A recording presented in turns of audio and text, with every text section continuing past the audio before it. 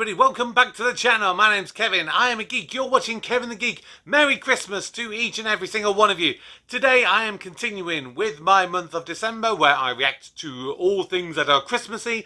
And today's one is going to be a bit entertaining, kind of factual in a way. I don't know the best way to describe this.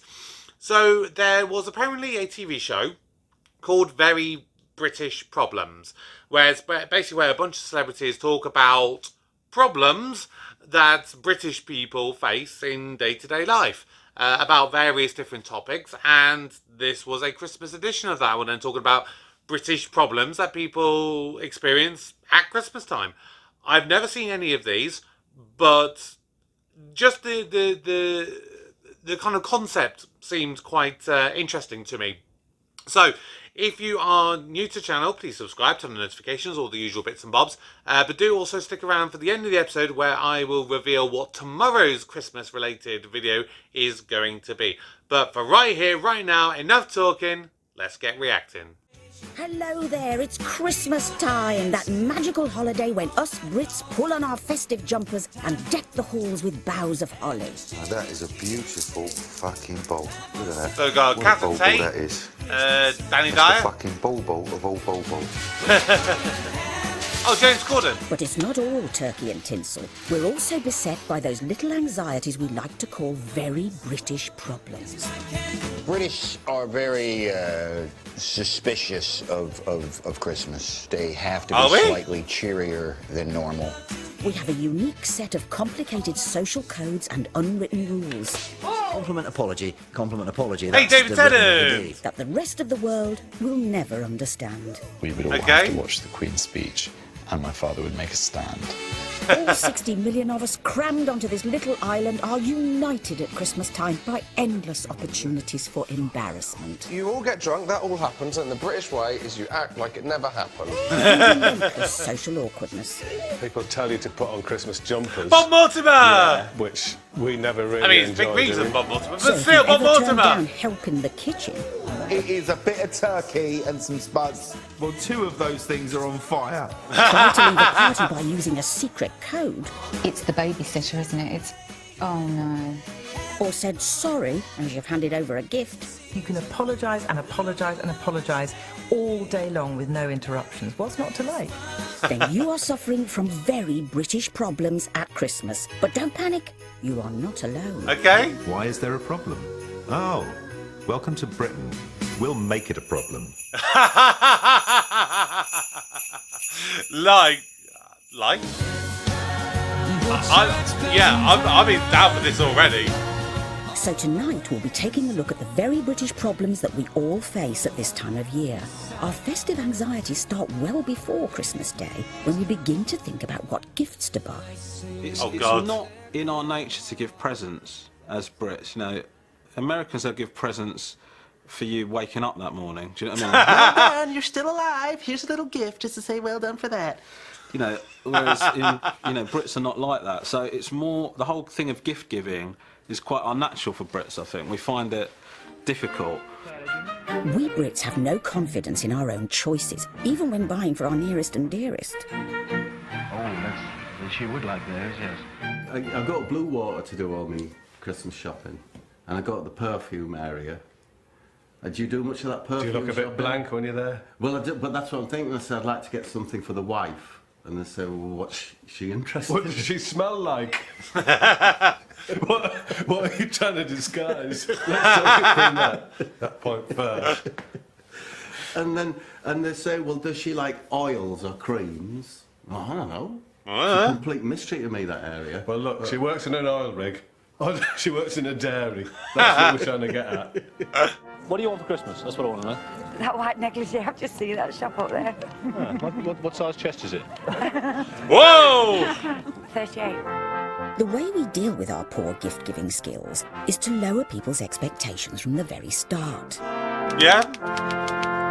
Apologising in advance for your gifts. Wow. Yeah, I think we've all been guilty of that at some point. Because everyone's got, like, there's certain kind of people, especially you get older. Like, if you're giving gifts for kids, it's quite simple. You get them toys, you get them sweets. But then when it's your friends, your family, as you get older, you're very much like, what do I get such and such person for Christmas? I mean, for me in recent years, I've gone often down the route of going for like red letter days or Virgin Experience days, you know, something like that. Something that they can really experience and get something out of. Because otherwise, honestly, the amount of times you're like, what do I get them? Do I get them a candle or a mug or socks? You know, boring gifts that are kind of safe but lacks imagination in a way. Let me know what are some of your go-to gift ideas when you don't know what to get someone. And do you actually apologise when you hand over? It's like, sorry, I couldn't really think what to give you. People don't just hand over a gift. There's always a story to it. And I find myself doing it as well. And I go, right, before you open it, let me tell you why I brought you this. I was thinking, now I think you're going to open it and you're going to think, why has she brought me that? So I just want to say, no, don't open it yet. Because do you remember that time when, don't open it yet. Do you remember that time when you were really quite drunk? That's all it is. It doesn't mean I think you're a lush. It was just that you were quite drunk once. And so I, there's one of those gift receipts in it. And there's this big story that goes with it because we're so worried that it's going to be the wrong gift. I'm really sorry. It's all they had. I couldn't even find... I wanted to get you this, but I could only find this. I'm really sorry. I really hate it. I'm sorry. Like, you know, I put the receipt in there, so don't even... I mean, it's nothing. It's nothing. I don't even know why I gave it to you. In fact, I hate it and I hate you. I didn't even... I re-gifted it. I gave it to you because I don't like you. You know, it could almost get to that point. Yeah. Because it's all about you. That's ultimately it. You don't want to be the person. You're so terrified of being the person that's bought a shit present. Yes. Here in Britain, we have an awkward relationship with money at the best of times. And at Christmas, we find ourselves mentally pricing up every gift we receive. Not that we'd ever make a fuss, of course. Here you go. I think our friendship is worth £20. Part of us knows that the amount of thought and the amount of money spent say volumes about how committed we are to that relationship. So it's an awkward moment when you've given someone a bumper book of crosswords or something. And it's not as simple as just throwing money at the problem. That can make matters even worse. Yeah. Oh, I love my nan dearly. Bit of a lightweight, but she's only 4'11", so she has a couple of boozes and she's fucked. Right? So I think I gave her money one year. I gave her about 400 shots. She said to me, "What am I, a fucking charity?" Fucking hell. What, kick out the bollocks? Still took the money though, bless her. Hit the road before us and sing a chorus or two. Come on, it's lovely weather for a sleigh ride together with you. Giddy up, giddy up, giddy up, let's go. Let's look at the show. We're riding in a wonderland of snow. Giddy up, giddy up, giddy up, it's grand. Just holding your hand. Love a mince pie. There's nothing we like more in Britain than traditions. They're our comfort blanket, and the older the tradition, the better. Yes! In 1551, King Edward VI passed a law stating that everyone in the land had to take a walk on Christmas Day. 464 years later, would you believe it, we're still at it. Was that the thing, was walk. You know, if you stay with middle-class people, they always want to all wrap up warm and, you know, and it's kind of like make it across a snowy hill, a little bit like the Last Christmas Wham video, you know. We have to go for a walk, which is in itself can be problematic because other people are going for a walk and, hello, for fuck's sake, I don't want to talk about your Christmas, I don't want to talk about my Christmas. That's it's a slight if you go through the village, you know it's hello, fuck off. I to nod to people as I go. Oh yeah, you walk around. It all just gets a bit Victorian, doesn't it? Hello. Let me know what some of your Christmas traditions are, because everybody's got them, haven't they? For me, like I have to watch the 3 Home Alone movies over Christmas. Christmas Eve, Home Alone 1. Christmas Day, Home Alone 2. Boxing Day, Home Alone 3. I don't know why, but it's become a thing, and I have to have a cup of tea and a mince pie every time I watch them. That is my tradition. I can't help it. And there was one year that it was so late that by the time I sat down to watch Home Alone, it crossed into Christmas Day, and so I had to stop the movie like 1 minute to midnight because I was that weird and superstitious about it. I don't know why. Yeah, that's just one of my Christmas traditions. A But again, recent let me know survey yours. has shown that 1 in 6 Brits would happily cancel Christmas. And it's no coincidence that it's the time of year when we have to make chit-chat with the world and his wife. Sheer terror of saying Merry Christmas to I strangers. think the wishing people Merry Christmas is probably an American thing that we've adopted. It's not something we would ever do for the rest of the year, is to wish anyone any goodwill or love. I was walking back last year from somewhere on Christmas Eve after dark, and I was with my daughter, and I saw some people walking towards us, and I just said, Merry Christmas, and they went, Merry Christmas, and my daughter said, do you know them? And I said, no, and she went, well, why did you talk to them? It's a big Merry Christmas. She loves. We go for a walk every year down the towpath by the Thames, and it's like a competition to see how many people she can say Merry Christmas to. And me and my sister and brother, we all take a bet on how many people she'll be able to say Merry Christmas to by the time we've got to the end of the towpath. This year, I won. I picked quite a low number of Merry Christmases, and it was way too low. And I was like, I'm never gonna win this. She's already done 20 Merry Christmases, and we're only a quarter of a way down the footpath. But then, just like fate intervening to help me win this game, Michael Bull walks past the other way down the towpath. My mother was so excited. She like nearly wet herself. She couldn't even get it out, and she was just stunned in stunned silence for the rest of the walk because she'd seen that lovely Michael Bull. In the United States, they avoid any... We don't really do that any other time of year. I think he's absolutely right. Like at Easter time, I don't walk around if I'm going around and just go to someone, oh, Happy Easter. It only ever seems to be Christmas time that I ever do that. And maybe it's just because some of the jobs I've done that I typically do that a little bit more. Like if I'm working in a bar or in retail, or I had a call centre job for a number of years. You know, I'd end any kind of conversation. I've been speaking to someone and be like, yeah, and Merry Christmas and Happy New Year to you and all that. But I never do that the rest of the time.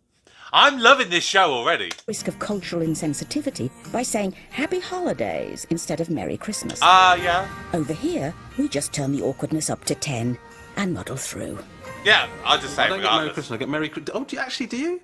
That's what I get. I have people go, do you all lot celebrate Christmas? And you're like, yes. I'm sorry, I don't mean to be... No, it's just because... Well, it's not because... I mean... No, because... No, do you... Wow. I just go, yeah, man. I do Christmas. This is the start of the first Christmas. Away. The Nativity play has been performed throughout Europe since the 13th century.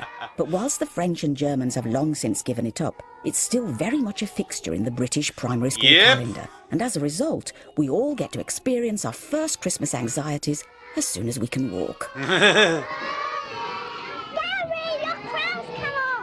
Oh no, I wasn't allowed to Gary! be Mary in any nativity play because I was not white, and that really, really upset me. I really wanted to be Mary. I could be the first wobbly Mary in the whole wide world, and they made me a bloody shepherd.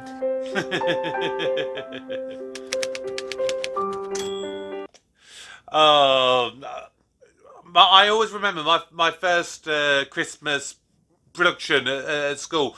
I'm a bit of a theatre lover, and I do perform in theatre and stuff. And yeah, I my first ever role on stage was as a dancing Christmas pudding when I was like 5 years old or so, because I was in like reception at school. Yeah, that was fun. Yeah, I still remember that. I don't know why I still remember that, but I still remember that. Speaking of the nativity, though, I was ever on stage. Sorry, speaking of the Nativity, I am going to be watching a movie called Nativity later on this month, so make sure you stick around for that. If you haven't done so already, please do subscribe, turn on notifications, like the video, comment, all the usual bits and bobs. But yeah, please do stick around for that. I don't know if it's about somebody putting on a nativity play, or if it's the nativity story or whatever, but yeah, that's what I'm going to be watching. Stage was in the Nativity, Park County Middle School, High Wycombe, where I was overlooked for Joseph. It's terrible. It's awful. And I remember it to this day. Okay, Lindsay Reese, you will be playing Mary. Jason Middleton, you are Joseph. What the fuck? I was given the non-speaking role of innkeeper number 1. No door. No set. Fake door. Oh. Livid. Never. Drives me on to this day. So to prevent today's children getting scarred for life, nowadays only a third of British schools put on a traditional nativity play. Most productions use a bit of artistic license with the Christmas story to ensure that everybody gets a good part. I saw a nativity play where people were playing lettuce. I can't remember how they managed to shoehorn that in. But for some reason, you just go, yeah, sure, lettuce. It's part of the Christmas story. Yeah, dancing Christmas pudding, part of the Christmas story. Recap, we've learned that the British can't give a gift without apologising and can barely even bring themselves to say the words Merry Christmas. Now, where are those Christmas nibbles? You all right for a nut? Christmas Day, have a fucking nut. Yes, fucking have a nut. Yeah, oh, yeah. People buy nuts at Christmas. But they never buy them, really. Well, most people never buy them at any other time of the year. It's like dates. People never really buy dates any other time of the year. Hello again. Welcome back to our exploration of the common Christmas VBPs. That's very British problems. This season is simply chock-a-block with things that take us Brits out of our comfort zone. And what could possibly be more awkward for us than a perfect stranger ringing the doorbell and expecting a tip? You tip your dustman at Christmas? No. You don't? No. Why not? Well, because my husband works in an office, he doesn't get tips and that, and they get their wages the same as my husband and my father and that. You don't think that their sort of work is a sort of a special sort of service for people that justifies them a tip at Christmas? Not really. Their job is perhaps worse than some people's, but they did choose it, didn't they? I mean, they could have chosen perhaps another job. It's that when someone knocks it on, they go, hi. I don't think I've ever really known my postman at a personal level or my bin men or anything like that enough. So if they suddenly did that, I would suddenly feel very, very awkward. And they just look at you, and like you're supposed to know what that means. I give you money now? How much money do I give you? And most people don't have money. To give an evaluation of how good you've been at your job through the whole year? I don't know that I've really been paying attention enough. Actually, you were a bit shit back in July. Does that mean I have to stand there and look you in the eye and go, no, you're getting nothing, because in July you didn't take the recycling? Whilst our American cousins have a universally accepted percentage system they can refer to when they're tipping, we have no such rule book to consult. Yeah. And for some of us, the embarrassment of it all is just too much to take. If someone knocks on the door, I just ignore it. I just switch Fair the enough. lights off, to be honest, and lie on the floor for a couple of weeks. I used to be a bin man for a while, and it makes it's a big deal to a bin, but every bin man remembers those people who give them a Christmas tip. Ain't no doubt about it.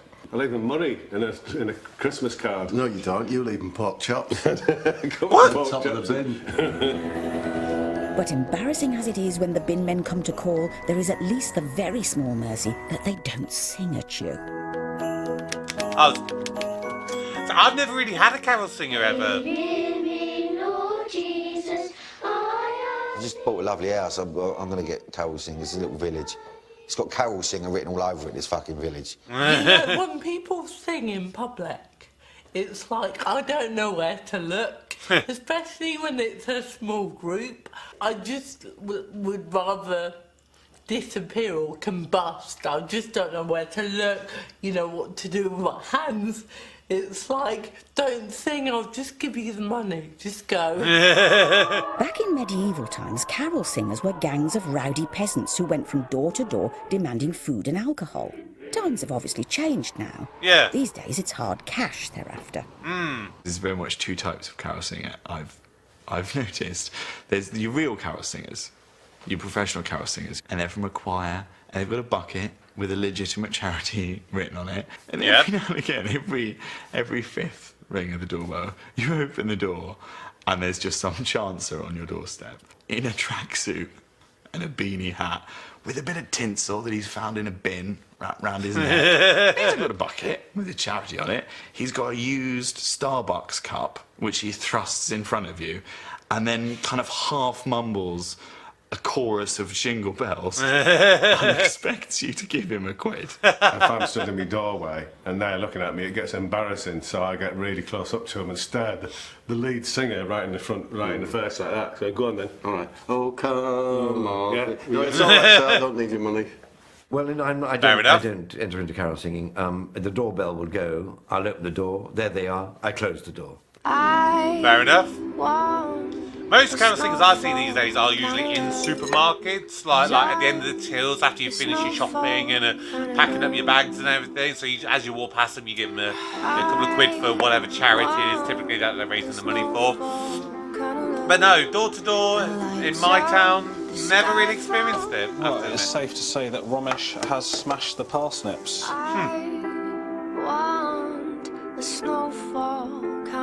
Everyone goes for certain things at Christmas that they will just never buy the rest of the year. Like Brussels sprouts. People never really buy Brussels sprouts any of the was sent year. in 1992 by a British engineer and simply read, Merry Christmas. What was he thinking? Who sends a text on Christmas Day? I don't think we should be allowed to contact one another. There should be a rule. You just don't contact your friends over the Christmas period. Because if I get a text from someone, especially on Christmas Day, I'm like, not now. No, not here. Leave it. Wait till February, then get back in touch. The horror of a Christmas text. Okay. I have a friend called Steve, and every year he sends a text to all of his friendship group, and it's always like really weird and emotional, and talks about how like happy he is that we're part of his life on this wonderful day. And he just gets destroyed. Every response is like, what is wrong with you? He gets, like, that kind of sentimentality is not something that British people like or sits with us very well. I'm not gonna lie, I'm probably one of those Obviously, people that we're all sends too that kind of British to text. tell people how we feel to their face, so surely we should embrace the text message. If I've constructed a text message for you on Christmas Day, that means I care about you. Yes. I care about you. And I send it out. And nothing comes back, that's it, I'm stressed. I'm like, what? Why haven't they replied? And then it's really, I'm like, okay, so what? Are they not, what? Do I know anything to them? Don't they like me? Are they not, or we're not friends? That's me. Am I'm I that person. number? Am I that random number that says Happy Christmas, blah, blah, blah, blah, blah, and they don't know who it is because I haven't got my name in their phone book? And it's not just texting. Every new form of social media that comes along Yeah. gives us Brits something fresh to worry about. What if our Christmas isn't as good as everyone else's? Oh, God. There's my friend, he live tweets his Christmas Day, and it's a brilliant Christmas Day. And I kind of... Like an event? He'll like tweet throughout, yeah, so like, but he hashtags it Gibbs Family Christmas. And it'll just be updates of the day and have a brilliant time. Oh, my God, there are And every definitely year I loads of look at people it who and do think, that. I wish my parents had gone on holiday this year. I could have gone to the Gibbs' house. They're having the best Christmas Day ever. Long gone are the days when it's just your friends and family you're comparing your Christmas against. Twitter and Instagram mean it's now the whole world judging your baubles. Oh my God! Seriously, the amount of things I see on like Instagram and Facebook and Twitter and everywhere, like in the run up to Christmas, everybody, like sometimes it'll be Christmas Day, sometimes it's the run up to Christmas, but you can guarantee, I mean, we're just into start of December, everyone will now be looking at all images of, like, for example, people's Christmas trees. They'll put up, they'll take a picture of it. Maybe they'll do a selfie that's taking them about half an hour to take because they've got to have the perfect angle and all the lights and everything. They've got to have the lights reflecting off their glasses. Their head can't be too big or too small. It's got to be just perfect. And then everyone will just go, oh my God, look at that tree. Damn it, my tree isn't as good as that, so I need to take all my decorations off the tree. I need to redo my tree because my tree's got to be better than Joe Smith's down the road. Oh, it bugs me. It one bugs is me. far more overt with what they're doing, and people are Instagramming and it's on Facebook, and you can see and compare so easily now that I know I know my friend's mum used to let everyone decorate the tree. Go like, yeah, it's just, this is what it's about, kids, decorate the tree. And we'd all go, yeah, you know, like, put a load of old soot on it and that was it. Go to bed, she'd redo it. Yes! She would redo it, and she'd go, isn't that wonderful? And then after she'd redone it, don't! That's how you did it. Let's leave it like that. I'm becoming that person now, because I know that I can see when kids decorate the tree, I'm getting a bit, that looks dreadful. Everyone celebrates at party time. Everyone except the driver, let's hope. Whether it's at a party at home or down at the local, there's always the temptation to let your hair down. We Brits never like to be the centre of attention. Well, not sober anyway. I was going to say. Unfortunately, come Christmas, the pressure is really on to show our fun side. Well, it's hardly surprising we get it wrong, is it? We have one Christmas drinks that we go to every year, sort of our last out-of-the-house activity. Last year, I went dressed as an elf for reasons which still escape me. My kids thought it was funny, so I thought, brilliant, I'm hilarious dad. Let's just go with this. Yep. Got there, everyone else is wearing suits. Suits! Then I'm just standing there, being a little bit sullen and embarrassed, dressed as an elf. I really hope there's a picture And of that. that's not how to style it. If you've come as an elf, see it through as an elf. I have been crazy. To help us through the potentially awkward social interactions of the festive party season, our obvious go-to crutch is the tipple or two, just to ease the pain. How much did you have to drink last night at the office party? I don't know, about 8 or 10 scotches, I should think. Whoa! Historically, we are a nation that has grown up with highly structured drinking hours. But as soon as Christmas arrives, the rule book goes out the window. Yeah. Everyone can be pissed. Everyone. It's fine. You can give your dog a bowl of beer. Let the dog crack on. It's Christmas. It's fine. The dog's got an hat on. But it's fine. It's Christmas. I saw a video recently where a dog was drunk. One of the first things I do... It's so funny. ...is I do a Bloody Mary in the morning. All right? So about 8-ish. Big jug of it. But I start pretty early with that. Really? But it's Bloody quite sophisticated for me to have a Bloody Mary in the morning. It's always, I love going out for a big group drink. Drinking's good, Anyway, but Christmas, it just ramps it up a notch. It's amazing. It is. Because all excuses are off. Yeah, and it's like being in a departure and lounge. you're Just allowed to drink. You're happy to see everyone, even the people that you really couldn't normally care less whether they're there brilliant. or not. So, hello, mate. Over Christmas, we drink an estimated 600 million units of alcohol. That's total, not each. The British public love a drink. They love a day drink. They love a lunch drink. They love wine immediately after work. And that is only accelerated at Christmas time. A lot of Christmases are planned around drinking. So we'll get up, we'll get a Bailey's just to withstand the kids opening the presents. We'll switch to champagne. This is all before breakfast. Since I've moved to like Los Angeles, if you have 3 glasses of wine, people are like, okay, I know we were coming out for dinner, but I think we should make this an intervention. Are you okay? Is there something? Like, if you have 3 glasses of wine at home, people are like, what's wrong with you? What's wrong? Why are you not drinking? This inability to refuse a drink at any hour can result in a type of very un-British behaviour that causes us endless embarrassing situations. Everything that could happen used to happen. Drunken behaviour, illicit snogging, bad sexy dancing. I remember once being that person dancing to, I think it was Shebangs by Ricky Martin. What I don't like is sort of my parents and my wife's parents, they have this habit, this thing, where they get drunk at Christmas and then think that we don't mind them talking about sex. Oh, my no! mother-in-law, 2 Christmases ago, like, made a reference to blowjobs. Somebody mentioned that pineapple makes your jizz taste better. And then she went, I have to make sure Chris has a lot of pineapple over this next couple of weeks. Fucking hell. That's there now. That's there. You've ruined... Blowjobs are ruined now. Because of you. You happy? Red wine teeth? There is nothing more awkward than if your parents or your aunties or uncles or your significant others, parents or aunts and uncles, and even worse, grandparents, when they start talking about sex, when especially if they've had a couple too many. It is honestly the most cringiest thing, because obviously we know that they would have had it, otherwise you would not be here. But at the same time, you're just like, no, I do not want to hear you talking about this. This makes me so uncomfortable. So, we've learnt that Brits will do anything to avoid a carol singer, and we're all fans of a quick tipple to help us loosen up. Well, I'll see you after the break. I'll be back quicker than you can say snowball. Snowball! And easy on the lemonade.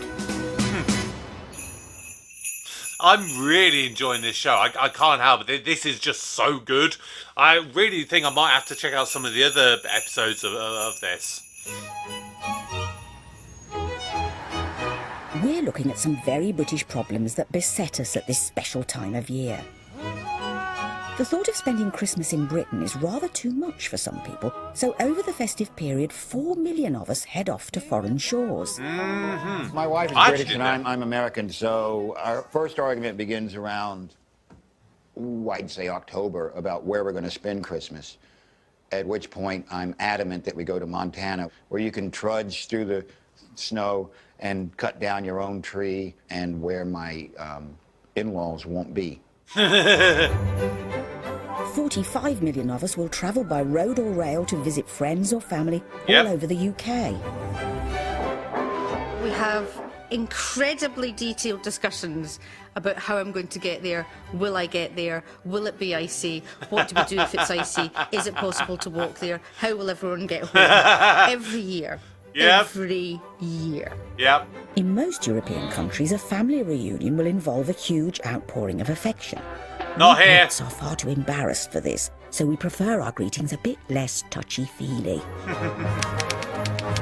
Being genetically programmed to talk about the traffic, yes! When friends and relatives start arriving, then the holiday mood really begins. The very first thing I say to any guest at Christmas is, how was your journey? You know, did you walk here? Did you run? How did you get here? Cycle?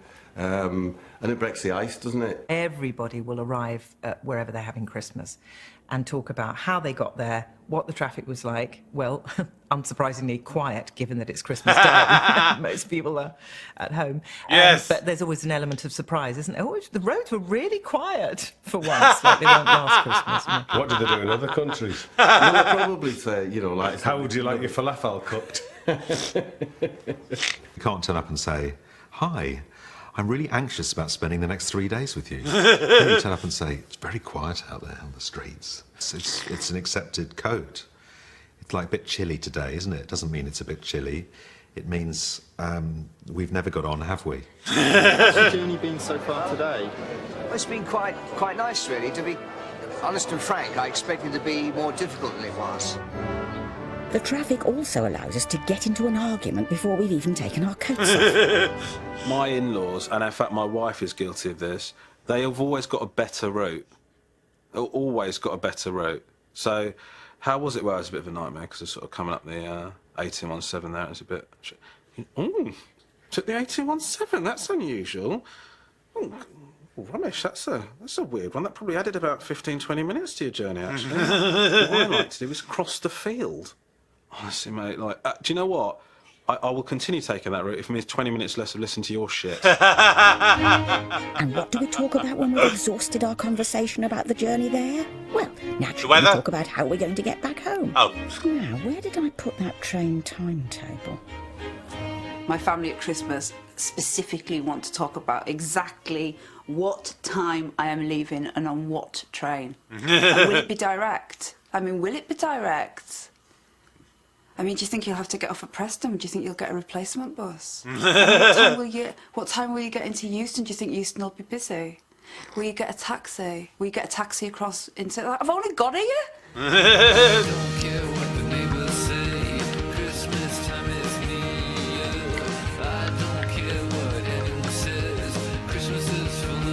Oh, food and drink.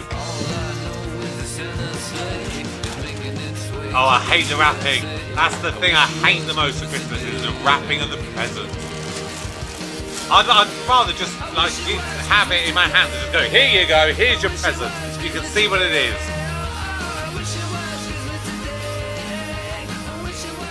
To minimise any potential family tensions, it's vitally important for us Brits that one thing remains absolutely consistent from year to year. What's that? The Christmas Day schedule. Obviously, there have to be lists, there have to be timings. I will work out a timetable certainly the day before, possibly the week before. Certain things will have been pre-prepared and in the freezer. None of this is fun. None of this is to be enjoyed. It's to be got right. I am in charge of washing up every year. That's what I do. My brother-in-law's in charge of plating up. My wife's in charge of drinks. My brother's in charge of clearing away. We have assigned roles and we do them every year. They will not change. They must never change. There are no rows because my dad has a timetable on the fridge of everything, when it has to happen, what has to happen, and we must not deviate. If we deviate from the Christmas timetable, disaster will befall the Calman family. Can't really say that I've ever had a true schedule as such. It's just something that kind of happens. But then again, I've never really run Christmas Day at all at any point. So yeah. Oops. My brother gets really annoyed if anyone's late. He's just sort of like, and you're like, what's wrong? What's wrong? Nothing. Oh, bro, you sure? Yeah, I'm fine. Oh, what's your problem? Goes to my sister, like, is he okay? She's like, no, everyone's late. So he's really angry. Oh, he's really angry, so everyone's late. So we're like, all right, cool, let's go. Every time I come here, I wash the dishes. You know the rules, darling. Across the country, we keep rigidly to our schedules at Christmas. For example, a recent survey showed that Brits have their first family argument at 9:57 in the morning. No, that's late. No, if you cook it till the bowl dry, it'll be ruined. I promise. Could you leave us to do it? No. And the first person falls asleep at 4:58 in the afternoon. Again, that feels late. And if you're a guest in someone else's house, you certainly can't mess with their timetable. My wife's sister, their family, they have it very regimented. They eat at midday, right? And they've got a 12 to 12:45 window for eating. And then after that, kitchen's closed. It's not just the timing of the Christmas dinner that can't change. The menu is equally inflexible. You say to your average person that I'm not cooking sprouts this Christmas, they just lose their minds. They don't like sprouts, but the sprout has to be there. When someone suggests goose, for instance, or duck, for instance. No. It's got to be a turkey. Even though hardly anyone likes turkey because it's always so dry. My wife first came to my family Christmas, she joined in, and then she started thinking thoughts of changing things. Ooh. She once suggested a Christmas fish instead of the turkey. Whoa! She may as well have slapped my mother in the face. You keep eating the food that you know is disgusting because it's tradition. And if someone tries to improve upon that tradition, say me, a Canadian that you have invited to your Christmas do, I'm not going to give you a figgy pudding because I respect you and I know that it's disgusting. Is figgy pudding another name for a Christmas pudding? Because I've always wondered that, and I always mean to look it up, and I never do. Drop it in the comments, let me know. Because if it is, I love a Christmas pudding. I'm not going to lie. I absolutely love it. But I can understand why some people don't like it. So instead, I'm going to make a lovely strawberry cheesecake, bring that by. Oh, no. We can't have the cake that's actually good. No. We want the disgusting fruit and nut mash cake that our grandfathers had. Yes, our grandfathers smothered in had custard or scurvy brandy sauce as well, but we don't keep that kicking around. But whenever it is we finally sit down for dinner, for me it's 3:15 on the nose, our British politeness goes into absolute overdrive.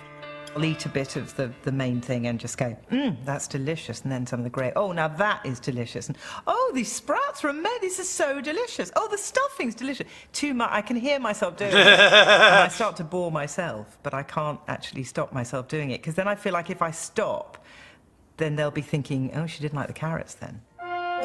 But however lumpy the gravy, however watery the sprouts, we're hardwired to keep calm and carry on chomping. We went for dinner, Christmas lunch at someone's house, and we have starters. Everyone has a little fish course starter. Oh, no, what no, became no, apparent no. was these were frozen and hadn't been defrosted properly. Oh, shit. Not one person mentioned it. We can't mention it. We can't No, mention it. no, you can't mention it. Bring on the food poisoning. But even with a mouthful of frozen fish, we still have to say it's lovely. Yes. After all, the average Christmas dinner has taken 7 hours and 18 minutes to prepare. Most of that have been the But turkey. naturally, we downplay that. The inability to accept a compliment for the Christmas second lunch. you say, Mum, thank you for this lunch, is that, oh, don't thank me. Should be thanking you lot. We haven't done anything. Oh, I should be thanking you lot. Come on, let me take this plate. Don't, you sit down. It's Christmas Day. Sit down. I know, but Mum, the dishwasher won't even. Oh, this. I cooked this in a there's nothing. I'll throw a lot of it away. I'll just put it in the bin. The problem for Brits is we don't ever want to seem arrogant. So, and you don't ever want to be seen to be. You don't. Putting effort in is not a British thing to do. You know, Yeah. I don't think. Being seen to go all out for something. Whereas Americans will go, I just wanted everyone to have an amazing Thanksgiving dinner. So I started 3 weeks ago. I started working with a sweet potato. And you know what? It's really worked out well. And I had to source the marshmallows from actually a little boutique-y store about an hour's drive outside. He's actually got a really good but American I thought it was accent. worth it just to make the mash work, you know? You can't do that as a Brit, man. You've got to go, I just found this shit. There's a turkey in the cupboard. I thought use that. Hasn't Debbie done a wonderful job, everyone? But what Well done, happens Debbie. when someone does accept a compliment? It really doesn't bear thinking about. Isn't that enormous? Every year my mum cooks the turkey, and every year my dad will compliment her on the turkey, but he will always use this one word, which they only really use when talking about a turkey, where he'll say, Hilary, this turkey is very moist. And then my mother will go, oh, well, I basted it several times, so I'm pleased that it's moist. And then my father will go, yes, it's a very moist bird, Hilary. And then it will just snowball from there. And I'm looking at them, and my brother, and it's horrendous. I don't know why Traumatic. people don't like the word moist. So, to recap, us Brits it's will nothing to always me. prefer to discuss the state of the A303 rather than talk about our feelings. And heaven forfend if someone tries to mess with the Christmas timetable. Right, just going off to grab a turkey sandwich. See you in a mo. Sorry, bit I'm of still crap. thinking about my moist mother. Oh, no, dude. That was completely wrong thing to say there.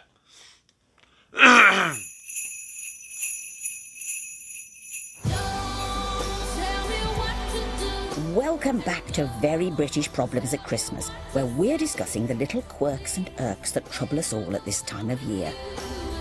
With a belly stuffed full of turkey and brandy and surrounded by screaming children and moaning in-laws, it's hardly surprising us Brits end up getting a little bit tetchy and uptight. As a British person at Christmas, it's all about keeping the peace and keeping polite. Yes. I think if you're in someone else's house, you have to observe their rules. The thought of someone else coming into my house and and saying that crackers come after the meal is more than I could absolutely take. I think you've got to slowly start. It's like in a relationship, you have to slowly start imposing your culture on them. But we never like to break the Christmas house rules, even if we're in complete air-gasping discomfort. Suffering in silence when the house is at an unbearable It's temperature. always stifling in people's houses at Christmas. Yes. Everything's fine, everything's great, and then as the day goes by, they go, just open a window. Let's just open a window.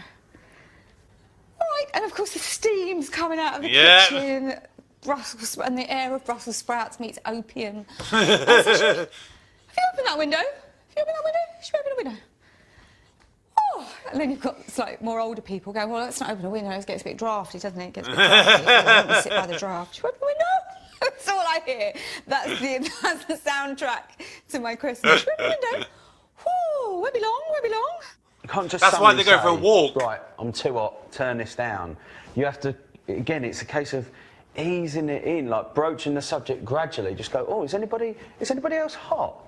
Oh, is anybody? That's not easing it in. That's just no, but it's just saying it. And then if somebody else says yes, then you think, oh yeah, it is hot in here. And if everyone else goes, no, I'm all right, I'll be like, yeah, I don't know. It's just quickly, yeah, it's here. Is it hot in here or is it There's me? no one temperature that keeps all the guests happy. No! It's some kind of badge of honour that you're sitting there freezing. And no, I don't get it. I would go and get my coat, I'll put my coat on, and I'll sit there like that, or I'll ask for a brandy, or I'd just be like, oh, is anybody else cold? Oh my God, it's so cold, it's so cold. And you know, if they're not picking up the hint, I'm like, listen, turn the heating on. There's no need for this, just turn the heating on. And if you thought the temperature of the house was a big deal, that's nothing compared to the decision about what telly to Oh watch. my God, everything's brilliant. yes. Everything as the day or the days go on, those little stored up frustrations get played out over things like what are we going to watch, and it isn't really about whether you're going to watch A Bridge Over the River Kwai or Victoria Wood's Christmas special. It's about how badly you have treated me for the last 42 years we've known each other, and you're going to do it again by insisting on the Bridge Over the River Kwai when I don't want to. Now, I'm prepared to let go all the humiliations and aggravations you've caused me for the last 42 years, but I'm standing firm over the Bridge Over the River Kwai. Everyone has always got that argument that always happens every Christmas, because it'll be, you know, there's so much on at Christmas, so many movies, so many TV shows, so many everything, but yet no one can find any agreement on anything to watch at any point. Like, we always have it. Like, last Christmas it was, or the Christmas before last, it was an argument because, like, we were watching Chitty Chitty Bang Bang, which is one that I always love to watch at Christmas. I love Chitty Chitty Bang Bang. And, yeah, it was an argument that started because my brother, he turned around and said, oh, the child catcher's a bit of a nonce, isn't he? And I hate that word. I hate the word nonce. You know, it's like, he's not a paedophile. He's literally employed by the king and the queen of Bulgaria to hide away the children, to capture the children and take them away because the queen, for some unknown reason, doesn't like children. Yeah, everyone has an argument at Christmas. Yeah. It's just, there's so much to choose from, but nothing in comparison. I'm more of a bed knobs and broomsticks gal myself, Stephen. That's a good one. Christmas, they're cutting down. After days of constant bickering, we start to feel a bit, well, out of sorts. And is it any wonder? We Brits love routine, and at this time of year, our routine is completely up the spout. Yeah. You lose track of what the days are. Yes! When are the bins being collected? Does anyone know? Does anyone care when the bins are being collected? What time does the shop open? Where am I going to get any milk? It's, I think, as close to the zombie apocalypse as you can get without actually being bitten by a zombie. I've never been in a coma, but I imagine it's like the period between Christmas and New Year. Yeah, you never know what day it is. You're half alive. You're having very strange, recurring visions. Yeah. Because the same thing's happening again and again. And I think even people who hate work can't wait to go back. The only thing you need to know about that period is that the only conversation you will ever have is, What day is it? I don't even know what day it is. Yes! That's it. That's all you need to know. You don't need to talk about anything else. Don't even need to talk about the weather for that few days every year. All you have to say is, do you know, I don't even know what day it is anymore. Yeah. Christmas is really quite boring. That there isn't anything actually left to say after the day after Boxing Day. There's nothing. No. And that's when a celebrity death is really handy. Of course, all this time on our hands does tend to make us Brits indulge in one of our favourite pastimes, pessimism. Yeah. We're always thinking of the disaster that might happen round the corner, which indeed it does. You know, lots of things go wrong at Christmas. I've had a burst water pipe at Christmas, which has been fantastic. You know, the kitchen is flooded and then frozen. Speaking of that, I worked for 6 years in a call centre that deals with home appliances. I worked for a manufacturer. And, oh my God, it was chaos at Christmas because you could guarantee every single year you would have people who've got like 3 ovens. they'd have an oven break down in like May, and they go, "Oh, it's fine. Still got 2 ovens." And then it'd be like towards the end of November, it's like another oven breaks down. Oh yeah. Do you reckon I can still get by during Christmas with 1 oven? Yeah, we'll get by. We'll sort it out in the new year, and then Christmas Eve, that last oven will break down, and you'll have them ringing up and going, "Yeah, this is just totally unacceptable. The day before Christmas, all 3 of my ovens have all broken down all at the same time." Have they, love? Have they?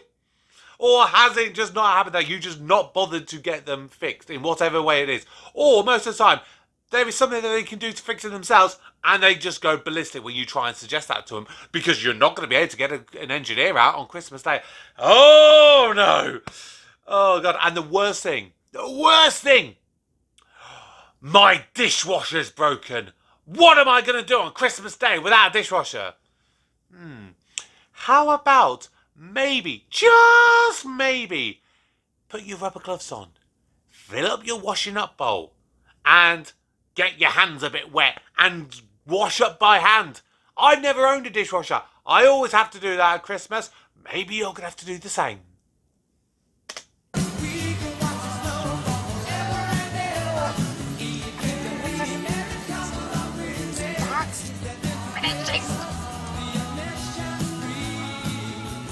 I'm running out of space.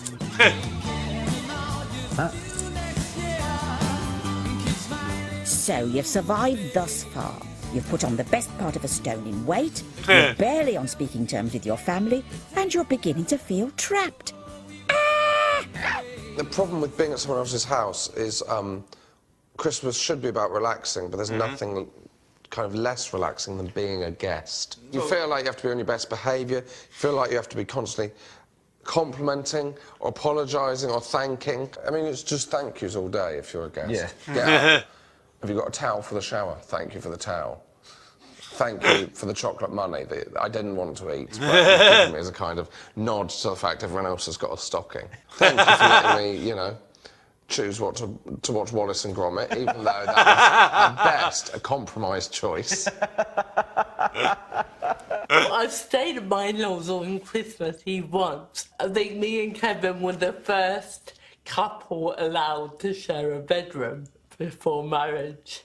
So that was a big deal. But you do kind of feel on your best behaviour, like, oh, we can't really do anything. Just lie in bed and hold hands. No matter how much you want to get away, some families will do anything to put off your inevitable departure. My mother, the minute Christmas is over, the guilt trip starts to try and keep us there for as long as possible. So she starts laying on the guilt quite a lot, feeding you loads, so that you're so full and you've got such terrible indigestion that you can't leave the house. If my mum could hobble me to keep me there till New Year, she definitely would. And she'd feed me really well, you know, whilst I was there in bed with broken ankles. She'd bring up nice, you know, leftover sandwiches, and, you know, we'd watch films and stuff, but she wants to keep me there. Yeah. It's time to Oh, go God. Yeah. We corner each other on an upstairs landing. We've got to go. That's enough. I think your father's going to kill me. I saw him muttering and sharpening a knife. He's just carving the turkey. No, it's me. It's me he wants to kill. I am always the one that wants to leave before my wife. And so... And she We like says our that comforts. basically my wife is a traitor. You know, we're at her family's place now, so it's up to her to instigate this. You can't, at your other half's relative's place, go, "I think we go, it's getting a bit boring, isn't it? I think can we wrap this up?" You can't do that. So it's all the onus is on your other half. And she just won't do it. It got to the point now I've had to agree a code, like a code. So it's different every year. When I start talking about Star Wars, that means I want to get the fuck out of your mum's house. And still doesn't work. I'll be talking about the Ewoks before this woman's even picked up that I'm doing the signal. You've got to be careful. You've got to be smart about it. All right. Don't just go, "Oh, tomatoes." That means that we better go. You've got to plan it. I mean, it's the babysitter, isn't it? It's. Oh no, I'm so sorry about. Oh, hold on. Oh, let me just check. I'm sure it'll be fine. I'm sure it'll be fine because I know we were going to do a board game, weren't we? Yeah. Let me just check because I want to be on your team. Just going to go and check everything's all right, and then you come and you go, yeah. I don't think I'm going to be able to stay. Oh no, I'm sorry. And then the thing that you can do that is really selling it is you go to your partner, why don't you stay?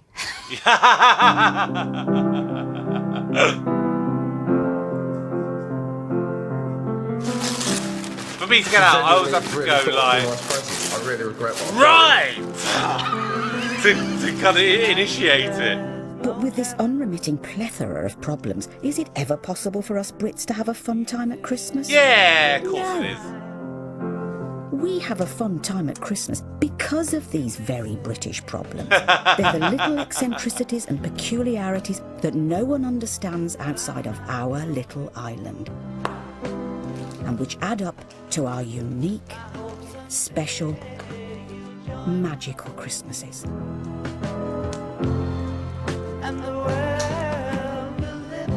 Oh, that was fun.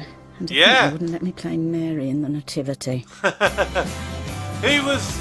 Oh, it was Julie Walters. Julie Walters was the narrator of that. I knew I recognised the voice, but I couldn't think where I really knew it from. It was bugging me for ages. I love that. I thought that was absolutely awesome as a little show.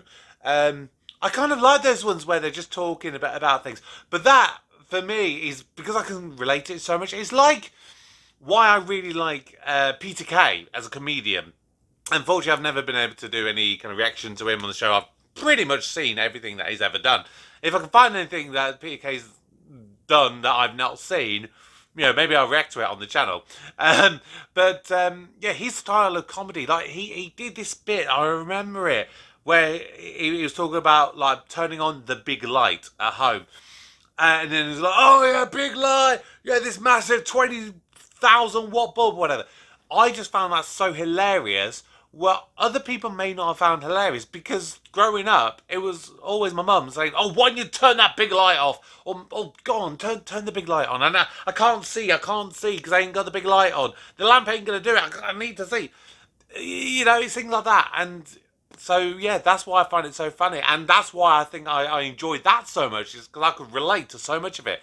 If you're not British and you're watching this, have you heard any of these? Have you experienced any of these kind of similar things despite being from another culture or anything? But yeah, I just had so much fun with that. Now, of course, coming up tomorrow, where are we? Oh yes, so tomorrow's reaction video for Christmas is going to be a Christmas edition of the American version of Whose Line Is It Anyway? So I've seen a couple of episodes of the British show on the channel before. This time we're going to the American version, and I'm going to see the Christmas special that they did for that. So make sure you stick around and you check that one out. And of course, I've got loads more to come later on this month. So if you haven't done so already, please subscribe, turn on notifications, like the video, drop your comments down below. But most importantly, have an absolutely wonderful Christmas, or just a lovely, happy 25th of December. That's going to do it for today. Thank you so much for joining me. My name's Kevin. I'm a geek, and you've been watching Kevin the Geek. Goodbye.